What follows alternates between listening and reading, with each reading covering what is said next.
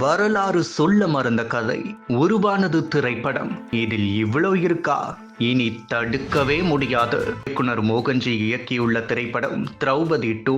இந்த படத்தின் எம்கோனே என்ற முதல் பாடல் வெளியானது. பலரிடமும் கவனமும் பெற்றது. இந்த பாடலை சின்மயி பாடியதை ரசிகர்கள் பலர் விமர்சித்து இருந்தனர். சாதிய பெருமிதம் பேசும் மோகன்ஜி படங்களின் கருத்திகளை சின்மயி ஆதரிக்கிறாரா என பலர் கேள்வி எழுப்பினர். இது பெரிய அளவில் சர்ச்சையை கிளப்பியதை அடுத்து திரௌபதி 2 பாடலை பாடியதற்காக சின்மயி பகிரங்கமாக மன்னிப்பு கேட்டு விளக்கம் அளித்தார். ஆனால் அது படத்திற்கு ஆதரவாக மட்டுமே முடிந்தது.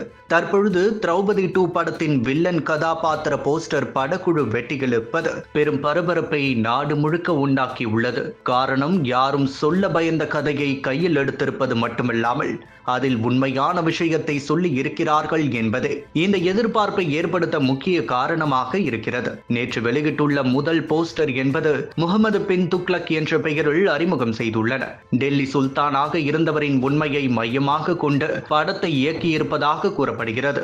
முகமது பின் துக்ளக் இவரின் இயற்பெயர் உலு கான். கிபி 1323 இவரது தலைமையிலான படைகள் தமிழகத்தை சூறையாடியது. சிலை வழிபாடு குற்றம் என்பதை கொள்கையாக கொண்டவன் என்பதால் கோவில்கள் சீரழிக்கப்பட்டு கொள்ளையிடப்பட்டன. பாண்டிய நாட்டை மாபார் என்ற பெயருடன் டெல்லி சுல்தானகத்துடன் இணைத்ததும் இவன்தான். தேவகிரி, தெலுங்கானா, காம்ப்ளி, துவாரசமுத்திரம் ஆகிய தென்னிந்திய பிரதேசங்களுடன் மாபார் பிரதேசமும் டெல்லி சுல்தானகத்தின் மாகாணங்களில் ஒன்றாகி போனது. இவனது நெருங்கிய உறவினரான பஹாவுதீன் குர்ஷாப் என்பவன் குல்பர்கா பகுதிகள் ஆளுநராக இருந்தான். இவன் முகமது பின் துக்ளக்கை கடுமையாக எதிர்த்தான்.